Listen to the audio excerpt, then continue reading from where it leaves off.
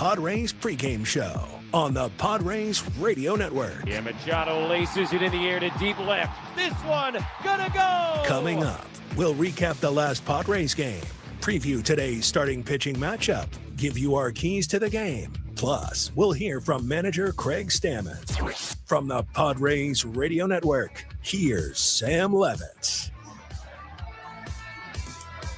San Diego Padres baseball coming up on 97.3 The Fan and the Padres Radio Network. As today, the Padres take on the Atlanta Braves in the final game of a 3-game series. Our starting pitching matchup today for the Braves, left-hander Martin Perez, and for the Padres, left-hander J.P. Sears. Hi, good everyone. Sam Levitt with you from inside the loft here at the Western Metal Building at Petco Park. First pitch coming up at 5:40 p.m. as the Padres go for a 3-game sweep of Atlanta. Coming up in the next 50 minutes, we'll have a lot to do. You'll hear from Padres manager Craig Stammen. I go one-on-one with Braves television voice Brandon Gaudin. A little bit later as well, we'll check in with Tony Gwynn Jr. coming up in just a few minutes from inside the Jerry Coleman Broadcast Center, and much, much more. But first, it's time to set the table, brought to you by Fraser Farms Market. Set your table with the highest quality of natural and organic products from Fraser Farms Market, a San Diego original since 1971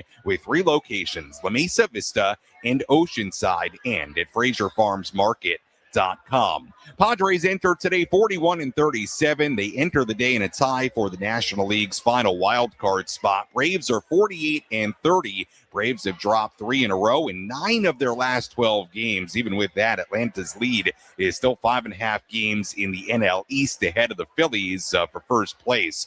We had a wild one last night, really, really wild one in the middle game of this 3-game series. Let's quickly rewind.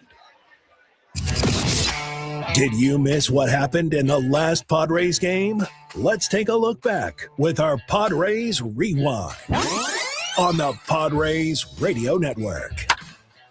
Well, last night's game did not start very well. Griffin Canning got only 2 outs after Wandy Peralta opened the game with a scoreless inning. Canning allowed 4 runs in the second. The Braves had a 4-0 lead, but the Padres answered in the bottom half of the second. A couple of walks. Rodolfo Duran, an RBI single. Sung Moon Song with an RBI single. Padres weren't done in that bottom of the second. Fernando Tatis Jr. dug in. Now the 3-1 offering, and Fernando lines it up the right field side. That is a fair ball, going to bounce and roll to the corner. Duran has scored. Song is going to be held at third. RBI double Fernando Tatis Jr. and a 1-run game in the second. Next up was Samad Taylor. Next pitch, swing and a ground ball up the middle. Diving stop, Dubon to his left. The throw to first base, gets through Olsen. Song has scored to tie it. Fernando's on his way. Olsen's throwing the tag. He's safe. Padres have not only tied it, they have gone ahead on a ground ball to shortstop. They have come all the way back in the second inning, and a wild second here at Petco has seen the Padres go ahead 5-4.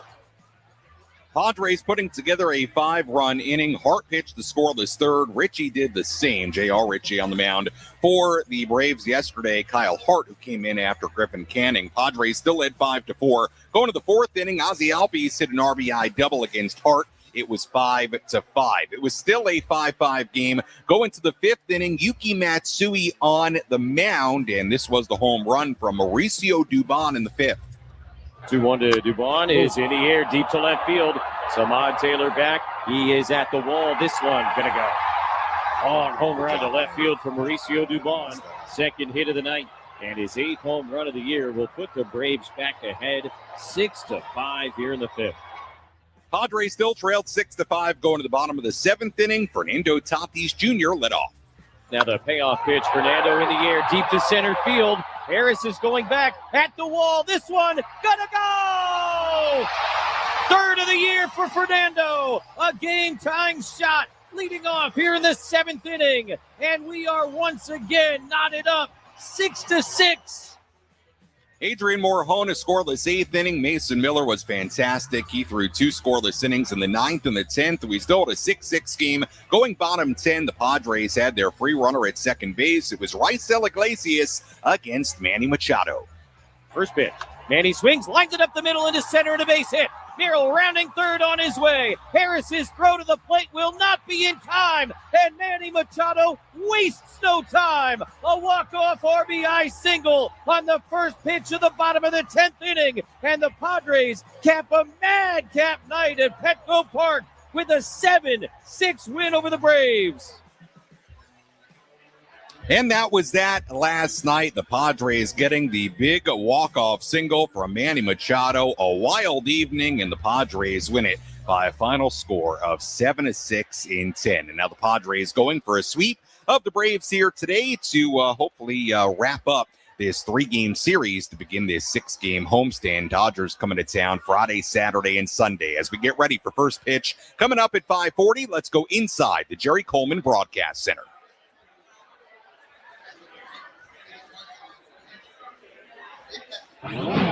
Let's take a trip up to the Padres broadcast booth for a deep dive on today's matchup with Tony Gwynn Jr. in our Padres game preview on the Padres Radio Network. Well, Tony, let's start with what has been the theme of the last couple of days, really more than that. I would say last 3 Padres wins, and that is Manny Machado coming up with big-time swings and big-time moments. For you, how good has this been to see Manny start to really come around and also come up with some really, really big hits? It's been a relief, I think is the word that I would use. I thought last night were the best 5 at-bats he put together. He only had 1 hit. But when you watched his swing, to me, that looked like Manny Machado. That looked like the Manny Machado we've grown accustomed to seeing. And the way it played out is he got a chance to kind of impact the game late. But I thought all 5 of his swings, I know he got jammed on a breaking ball, his second at-bat. I even like that swing. And I think these are all signs, and we saw it a little bit in Texas, I thought, too. After the DeGrom game, I think we're starting to see the Manny Machado we've grown accustomed to, and I think it couldn't come at a better time. Yeah, absolutely. He's been swinging the bat really well. Some really, really big hits. Before we turn our focus to today's game, Fernando Tatis Jr., the home run yesterday, hit it out the center, kind of muscled it out there, pitch on the inner part of the plate. Tony, I mean, he just continues to hit, and if the power just comes a little bit more, I think the tenor of this season is going to change a lot for Fernando, because aside from the lack of power, all this guy does lately is hit.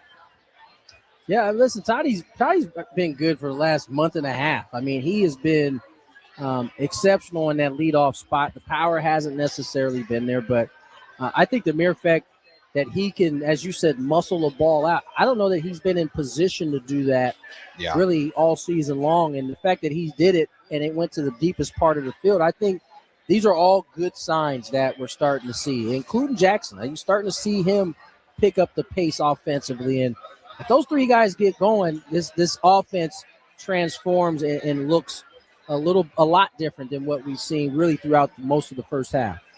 Focusing on tonight's game, left-hander J.P. Sears will make his first start in the major leagues this season. Of course, Sears traded as part of the Mason Miller deal at the deadline last summer. When he was with the Padres last year, it was certainly up and down. The numbers at AAA overall have not been particularly impressive. What do you anticipate tonight from the left-hander J.P. Sears?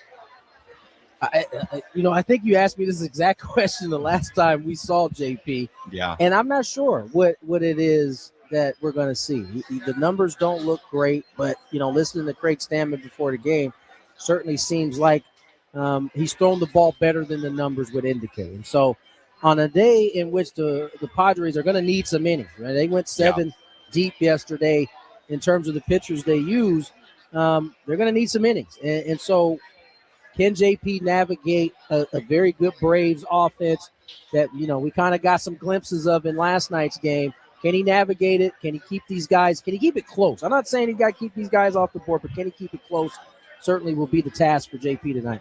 Yeah, you make a really good point, Tony, about the bullpen and needing J.P. Sears to at least eat up some innings today, because despite yesterday being a really good win, it's never great when you have an opener and then the bulk innings guy gets 2 outs. Did not set up the bullpen particularly well. Before I let you go, left-hander Martin Perez on the mound for the Braves today. Somebody we're familiar with. He was very good for the Padres late in 2024. He has been really good for the Braves at 35 years old. Your thoughts on Martin Perez, who's a tough customer the way he's going right now? I think this is a good test for the Padres, not from a velocity standpoint, but from a discipline standpoint. I liken Martin Perez to a left-handed version, and not from velocity standpoint, but a left-handed version of Jameson Taillon. The Padres struggled in the playoff game and the one game they faced him this year, and it was because they tried to pull him all day. He basically led them to try to yank the pitches that were an outer third, and we just continued to do it. I think Martin Perez is going to do the same thing from the left side. He's going to try to force the Padres to be over-aggressive, and I think the Padres, if they can remain disciplined, I think they can have a big night offensively. Good insight as always, Tony. We'll talk to you and Jesse coming up at 5:30. As always, thanks so much. No problem, Sam. All right, that is Tony Gwynn Jr. joining us on our EcoWater SoCal Padres pregame show here on the Padres Radio Network. Again, first pitch is coming up at 5:40 as the Padres go for a 3-game sweep against the Atlanta Braves. Padres have been really, really good against Atlanta, especially considering this has been a good Braves team for a number of years. I know last year wasn't quite as good, but still, consider this. The Padres have won 8 in a row against the Braves at Petco Park, dating back to the 2024 Wild Card Series. They've outscored Atlanta in those 8 games 34-17, and they outscored Atlanta by a single run both on Monday and last night. Very different kinds of games. Padres winning on Monday 1-0 on the strength of the Manny Machado home run. Then yesterday, Manny with the walk-off hit, and the Padres will take it as they look for a 3rd win in a row and a sweep of the Braves. When we return, we'll hear from Padres manager Craig Stammen. We'll take our first look at the Padres lineup here today. We'll also take a look at who's hot, who's not. We have our keys to today's game coming up a little bit later as well. And later, I go one-on-one with Braves television voice Brandon Gaudin. First pitch coming up at 5:40 here at Petco Park on the Padres Radio Network. Stay tuned to the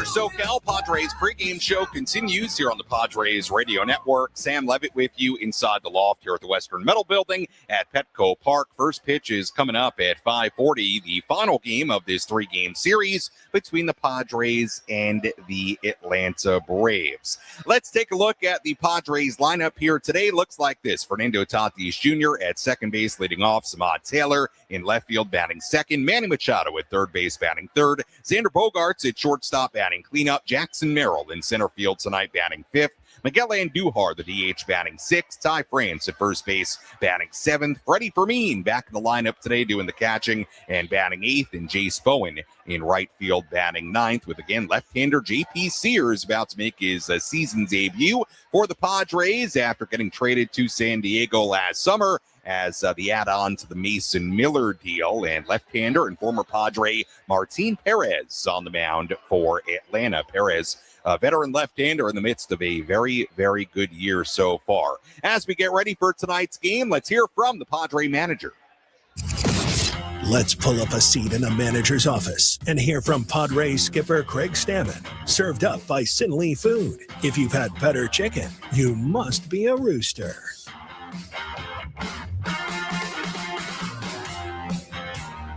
J.P. Sears making his season debut today. What are your expectations for him as he returns to a big league mound? Yeah, great to have him back and have him out here. Left-handed starting pitcher that we haven't had all year. So excited to see what he's got. He's been doing all right in AAA. The numbers don't look great, but some bad luck and a little bit of the atmosphere of pitching in El Paso. So I think he's going to be doing great today. Yeah, you mentioned having a left-handed pitcher in the rotation. Given how many lefties there are over on Atlanta's side, what does that do for you guys today? Yeah, they changed their lineup a little bit, put a lot of the righties in, which is, probably to be expected. But a lot of their best hitters are left-handed and are still in the lineup. We'll see how it goes, but JP can get righties and lefties out. Given how taxed the bullpen was yesterday, having to use 7 pitchers yesterday, what would be your expectations for him in terms of length today? Yeah, hope not to be able to use 7 pitchers today. That would be great. As much as he can give us will be, happy for us. But he's just got to go out, make one pitch at a time, be a one-pitch warrior, execute that pitch right there in that moment, and see how many times he can do it in a row. You guys have a pretty hard stretch of 17 games in 17 days to get to the All-Star break after tomorrow's off day. How difficult is that to manage when you talk about the tax bullpen and that kind of stuff, especially the opponents you guys are going to be facing with the Dodgers twice and all that? Yeah, I think we're worried about today. Then we got an off day. Then we'll worry about those 17 games when we get them. But it'll be a day-to-day process, trying to evaluate the team that day and see who needs a little bit of a breather and who's ready to go. But if you ask these little kids right here, watch if they want to play 17 games in a row, they'd say, heck yeah. So that's what we're up for. We're up for those 17 in a row and can't wait. Craig, you've mentioned things like that throughout the season as far as sort of capturing the childlike enthusiasm and joy of playing a game even at this level. Why is that important to you that guys remember that? Well, I think it's important to remember why you start playing the game, one, and that you played it because you're probably pretty talented at it.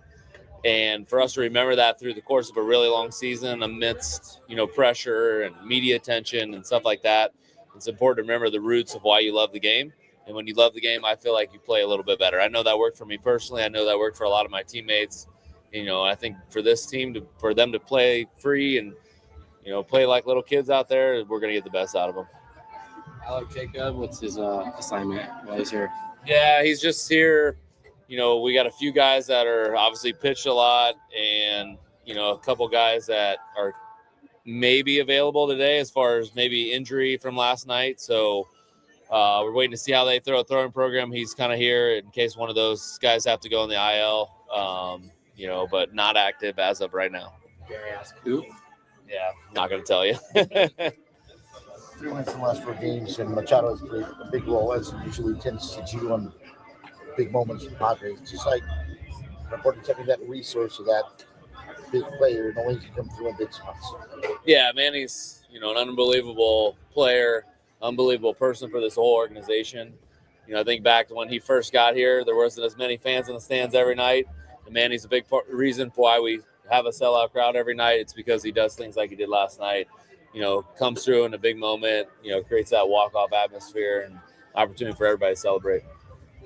challenging is it as a player to kind of stay even keel? Manny is so good at staying even keel. The highs aren't too high, the lows aren't too low. How difficult is that mentally, though, to stay at that kind of even keel place? Yeah, it's very difficult. It's very difficult, especially for hitters, because they're going to fail a lot of the times. And, he was 0 for 4 going to that last at bat, and then goes 1 for 5, and he's the hero. So there's ups and downs, within one baseball game, let alone an entire season. And I think when, to Sammy's point, when he asked about why we got to remember what it was like when we were kids to play the game, that's a big reason why, is that every time when you're a kid, when you showed up, you're just excited to play. And as long as we're excited to play when we get to the ballpark, we're not worried about the past or trying to predict the future. We're in the moment. That's, where we've got to be. That was Padres manager Craig Stammen earlier today inside the Padres dugout. We'll hear more from Craig on our post-game coverage coming up later on this evening. Sam Levitt with you inside the loft here at the Western Metal Building here at Petco Park as we get ready for first pitch coming up at 5:40. Padres going for a 3-game sweep of the Braves. You did hear Craig allude to it there. He was asked about Alec Jacob being in the clubhouse today. I will tell you right now, Padres have not made a move to activate Jacob. Obviously, somebody would have to come off the active roster if they were to do that, and Craig didn't want to give away there who could go to the IL. Maybe a little unclear there. So if they do make a move before we get off the air, I will pass it along. But I will tell you right now, the Padres have not made a move to activate Alec Jacob. So we'll see if we get any kind of update on that in the next half hour or so. Let's quickly tell you who's hot, who's not. Which player is locked in at the dish? Who needs to step up their game? This is Who's Hot, Who's Not. Presented by ASAP Drain Guys and Plumbing, a division of Anderson Commercial, your full-service plumber serving San Diego County. Let's begin with a look at the hot category. Fernando Tatis Jr. in the midst of a 17-game on-base streak. He's batting .338 with 9 extra base hits and 11 runs scored in that span. Manny Machado has the game-winning hit in each of the Padres' last 3 wins. He's 6 for 16 with 4 extra base hits, 7 RBIs in the last 4 games. Manny's hitting .269 with 3 home runs, 7 doubles, and a .905 OPS in his last 13 games. Really feels like he's starting to look like himself again. Samad Taylor went hitless on Monday to snap a 12-game hitting streak, but then he bounced back last night. 3 hits in last night's win. He's batting .370 in 62 plate appearances since getting called up from AAA. The not category, Jace Bowen, who was in the lineup today for the Padres. He is 0 for his last 13. Rodolfo Duran did have a base hit, an RBI last night, but he is still just 2 for his last 25. And that's a quick look at who's hot, who's not as we get ready for this series finale. Let's take a quick look at some Major League headlines as we go around the horn. Let's examine the most important news and the latest information you need to know in the world of Major League Baseball. Sam Levitt takes you around the horn. Presented by Valley View Casino and Hotel. Get ready for Major League winning when you join Valley View Casino and Hotel's Players Club and receive over $200 in free instant offers. Visit valleyviewcasino.com to learn more today.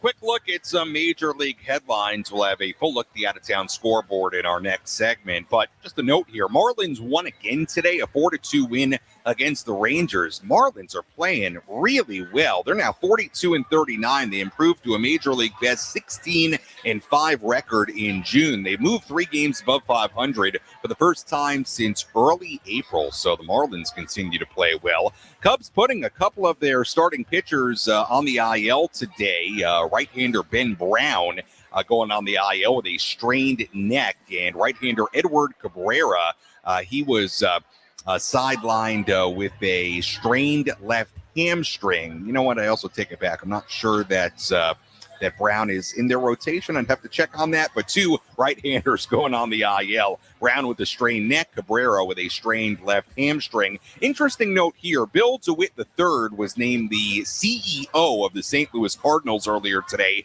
after serving as team president since 2008. Bill DeWitt Jr. continues as chairman and principal owner. He will continue his involvement in team baseball and business matters. And that's a quick look at some headlines from around the major leagues. Marlins playing well. Cubs got a couple of pitchers on the IL. Right now, the Cubs and the Padres are battling for a wild card spot, so that's significant, and some restructuring in the Cardinals front office. When we come back, I go one-on-one with Cardinals TV voice Brandon Gaudin. You might know Brandon's voice not just from his work in baseball, but his work in video games as well. So we'll talk with Brandon Gaudin when we return on the Padres Radio Network.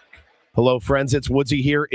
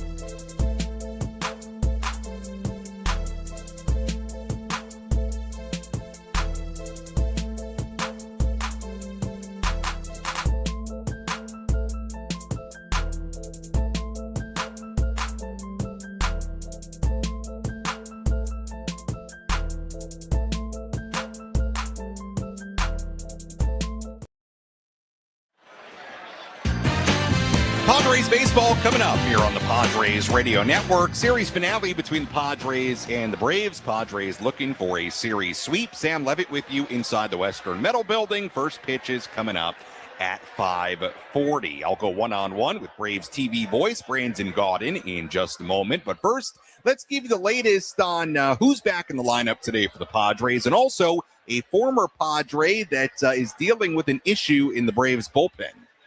Who's in? Who's out? This is the Bada Fulkerson Injury Report, presented by San Diego's Bulldog Injury Attorneys, who hope you're never in an accident. But if you are, make Bada Fulkerson the first call you make. Hit them up 24/7 at badafulkerson.com. Well, let's begin with the Braves side of things. Robert Suarez was seemingly unavailable out of the Braves bullpen yesterday in that lengthy extra inning game because he was dealing with some soreness in his forearm. Apparently, Walt Weiss, Braves manager, said a little while ago that Suarez may be available out of the bullpen tonight. He described it as a game-time decision, so we'll see if Robert Suarez is available for the Braves here tonight. He's obviously a very important reliever for Atlanta. As far as the Padres, Freddie Fermin is making his first appearance in the lineup. He was activated yesterday off the concussion IL, so Freddie back in there tonight doing the catching and batting eighth. And that's a quick look at who's in and who's potentially out of this ball game as the Padres and Braves finish up this series. Let's take a quick look at the out-of-town scoreboard. Let's take a trip around the bigs to highlight the scores that matter most with our out-of-town scoreboard. Presented by Jensen Premium Beef Patties. Always a hit for grilling. Full look at the out-of-town scoreboard on this Wednesday. Marlins, as we said, beat the Rangers earlier today 4-2. The Cubs and the Mets are playing a doubleheader in New York today. Cubs won game one of that doubleheader 10-3. Rockies beat the Red Sox 8-6 in Colorado earlier today. Angels over the Orioles in 10, 7-6 in Anaheim. Games going on right now. Guardians ahead of the White Sox 4-3 in the 10th inning in Chicago. The Rays lead the Royals 5-2 in Tampa Bay in the 5th inning. Yankees 4, Tigers 2 in Detroit in the 6th. The Pirates lead the Mariners 5-1 in Pittsburgh in the 5th inning. Phillies lead the Nationals 3-2 in DC in the 5th inning. Astros and Blue Jays tied at 1 in Toronto in the 4th. The Mets leading the Cubs in game 2 of that doubleheader in the 4th inning 3-2. Brewers 3, Reds nothing in Cincinnati in the 3rd. Dodgers ahead of the Twins early in Minnesota, 1-0 the score there in the 2nd. Diamondbacks and the Cardinals scoreless in the 2nd in St. Louis. And we have one game yet to begin aside from this one, the A's and the Giants at 6:45 in San Francisco. And that's a full look at the out-of-town scoreboard on this Wednesday. Well, the Braves television voice, Brandon Gaudin, sat down with me for a conversation a little bit earlier today. Have a listen.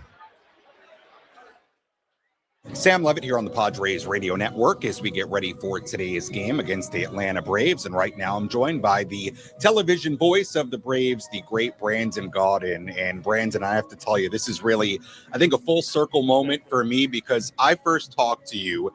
I was still in college at Northwestern. You were still working at Butler University. You were one of the radio voices for Butler during those Final Four runs in the early 2010s. So now we look up here in 2026, and here we are in San Diego at Petco Park. So let's start with a little bit about your career, because since your Butler days, you've gone on to do so many amazing things, NFL games, big-time TV telecasts, and of course now the voice of the Atlanta Braves, a team that you grew up rooting for. How would you sum up your career getting to this point?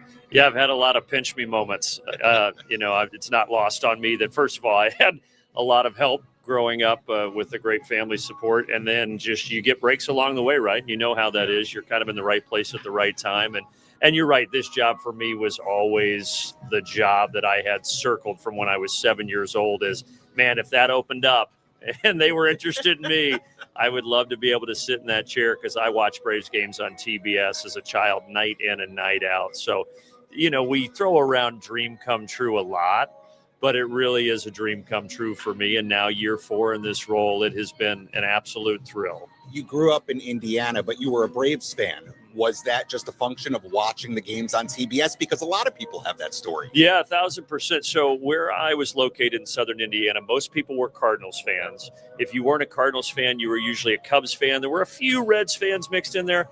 But then the Braves got hot in 91 and went from worst to first and into the World Series, and more people started to tune in on TBS. People in the Southeast were watching the Braves on TBS, but I think through the 90s, TBS started to be turned on across the country, and my family was one of those, and I just latched onto them. And the play-by-play guy at the time, I know you know this, but Skip Carey, for younger people who may not know him, just a legendary family. And Skip was someone that I listened to day in and day out and would try to emulate playing make-believe baseball games in my family living room.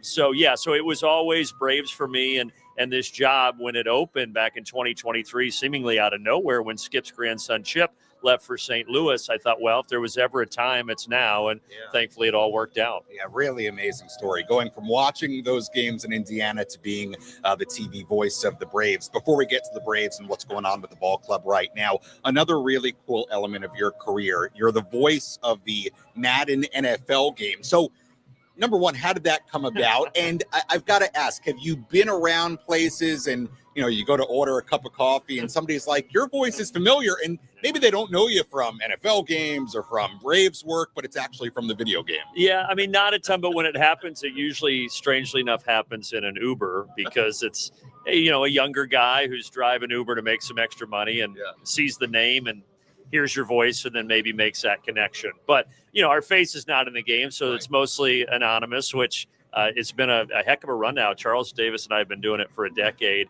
And you asked how it came about. It came about in such a strange way. At that time, I was in my final season broadcasting games on the radio at Georgia Tech. Wow. So I was living in Atlanta, and a producer that works at Madden at EA, happened to hear my voice on a SportsCenter call, liked the voice, it resonated with him, and they took a flyer and reached out to me and said, would you want to come in? We're auditioning different people for this role, and we'd like for you to give it a go. And so I flew down to Orlando and I auditioned, I read lines, and I didn't think anything of it because at the time, I mean, there were a lot bigger names than me that were coming through that door to audition.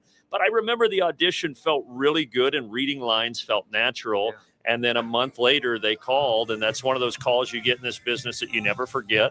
I'll always remember where I was standing outside. The sun was shining. I was holding my basketball shoes, getting ready to go play 3-on-3 basketball. And they asked if I wanted to do the game. And I said, yeah, I'll absolutely do it. So a decade later, still thrilled to be a part of it. So many amazing stories about your career. We're joined by Braves television voice Brandon Gaudin here on the Padres Radio Network as we get ready for today's game. Let's talk about this Atlanta ball club.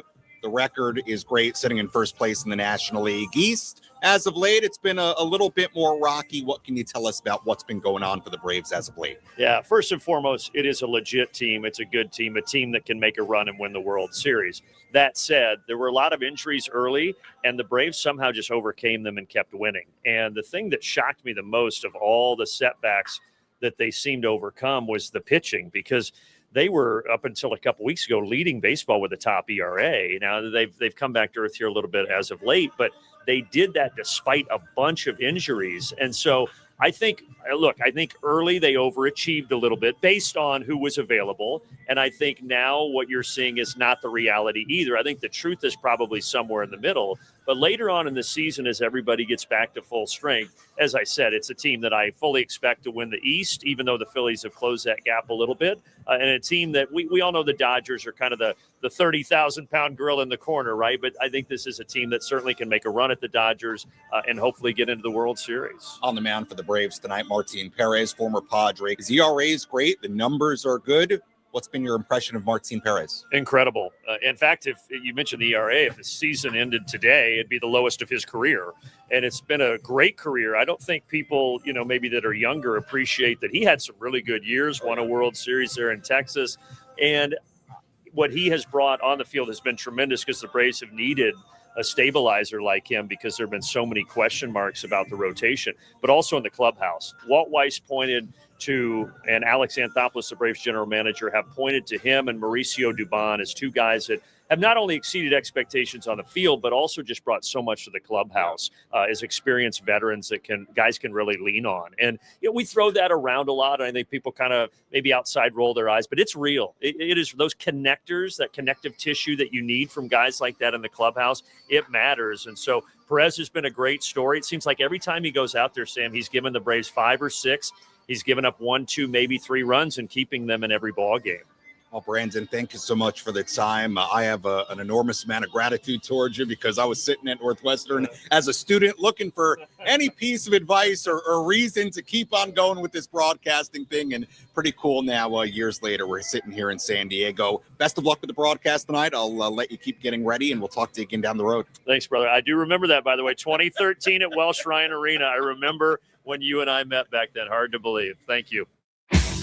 How will the Padres unlock a win today? These are the keys to the game. Presented by Rock and Block Turf and Hardscapes. Beautiful artificial turf that stays green all year long. Trust and experience. The job isn't done until it's done right. See them at rockandblocklandscape.com.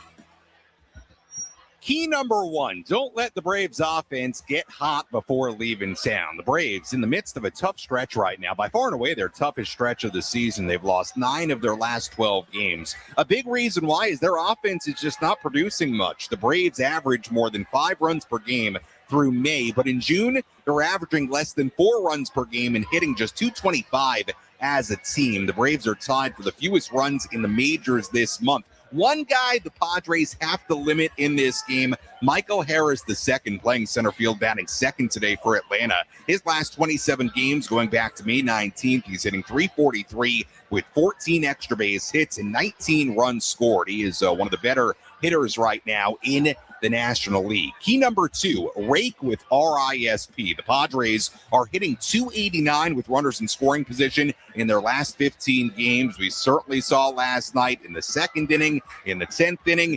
hits with runners in scoring position, a really, really important part of winning baseball, and that's a quick look at our keys to today's game. When we come back, we tell you what to watch for here tonight, plus we take a much deeper look at today's starting pitching matchup. Couple of lefties going at it. J.P. Sears on the mound for the Padres, and left-hander Martin Perez, former Padre, on the mound for Atlanta. First pitch coming up at 5:40. We send things out to Jesse and Tony in under 10 minutes right here on the Padres Radio Network. Keep it locked to the